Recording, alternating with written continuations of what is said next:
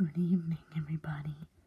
This is Shadow the Hedgehog, and tonight I will be reading you all Blue's Clues, Nose Clues, in Lost Episode Blue's Clues creepypasta. Now, this was on Geoshea's Lost Episode wiki. Now, this apparently was read by Ondell, the Shadow Reader, and the Shadow Lioness. Now, the Shadow Reader and Shadow Lioness said that they don't really like this story. The reason why, that's what I'm about to find out. So without further ado, let's get reading. I remember the day like it was yesterday. It was a crisp autumn morning with a lot of leaves in the air. It was November, and I was just 9. I was happy it was Saturday. My mom had to run some errands, and my dad was at work on the Saturday. I had to take care of my 1-year-old twin sisters. So did my older sister. I was the only boy child, and I grew out of Blue's Clues when I was 4, because for some reason I thought it was too girly. It was only 2001, so I wasn't really surprised at my 15-year-old sister suggesting a Blue's Clues VHS. But there was something funny about it. Steve was saying the title in it in a depressed emotion. The top of the speech bubble was ripped off, showing a red VHS. The back and the other sides were all white. Mommy got this for us to watch, my older sister said. Are you sure about this, Julie? I said. Don't worry, I got all of our backs. If there is something wrong, Johnny, my older sister, Julie, replied. Julie popped the VHS into the player. Where the coming soon video cassette was supposed to be was just a time for where the feature presentation was coming on. It kept shooting to static most of the time, instead of a Paramount feature presentation that I expected, like on all my Rugrats VHS tapes.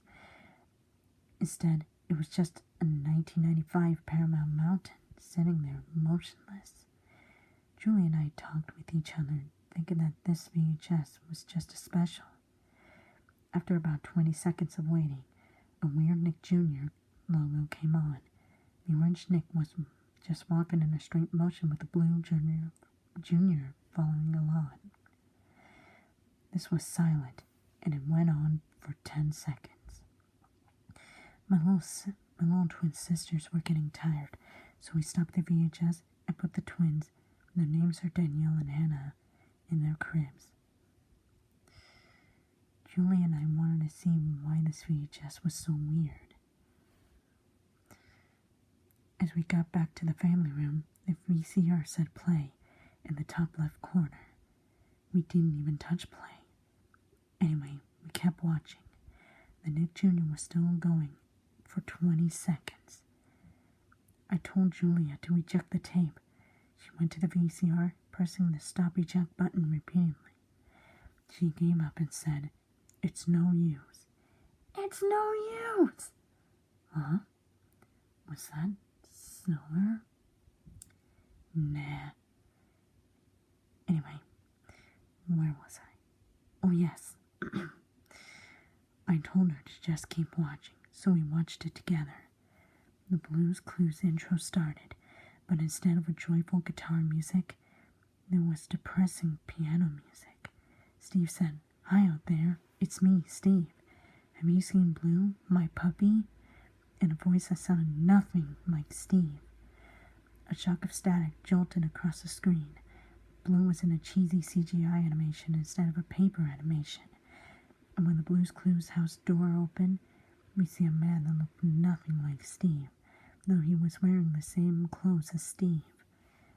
Then the TV burst with static, and when the episode came back on, Steve was back to normal.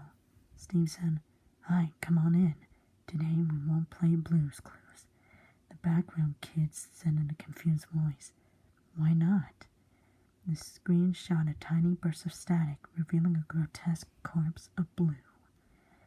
Blue was on her back with her intestines tied all around her. Blue's eyes were popped out of her sockets, revealing green CGI eyes. I almost threw up, but I held in my puke. Julia was not even sickened by this. That's because she has a thick stomach. It cut back to Steve. Steve was smiling very big. At that rate, where CGI wasn't that realistic with effects of 2001, Steve said, "You kids will learn about death." The TV turned to static for a boring 2 minutes. Julia and I talked about if this was actually made by Paramount. Julia called 911, but she told me the line was out. We had to watch the whole thing then. After the static ended, Steve said that he would be playing a special game. The background kids cheered. He went to side table drawer. Side table said, "Blue's Clues, I'm so A loud gunshot rang. The screen changed to black, and Steve laughed in a soft voice. After the screen faded back, we see Mr. Salt with red bloody eyes and Mrs. Pepper with white eyes and sharp teeth so realistic it feels like you could touch them. Steve asked if they wanted any juice. The couple said sure thing. Static once again shot across the screen. I could make out 666 in the static. Julia asked if I saw 666.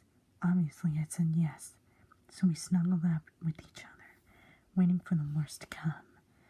The episode came back on with Steve saying, "Here you go, 2 servings of yummy juice." Mr. Salt and Mrs. Pepper were in a cheesy CGI this time. They drank Steve's juice and they liked it.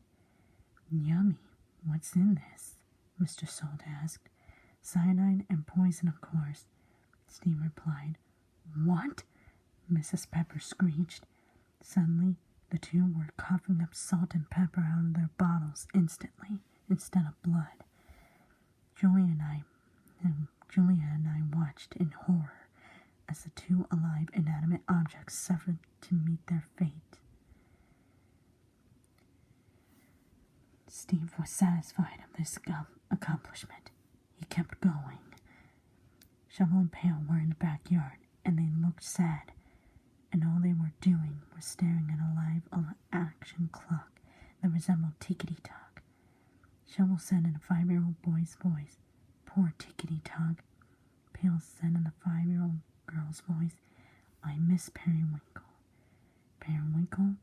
He was on the show for only 1 year back then. Steve came and said, in an old man's voice, "And you're next." "No," Shovel and Pail said. And this is where I'll stop for part 1. Stay tuned for part 2 of Shadow the Hedgehog reads Blue's Clues, No Clues.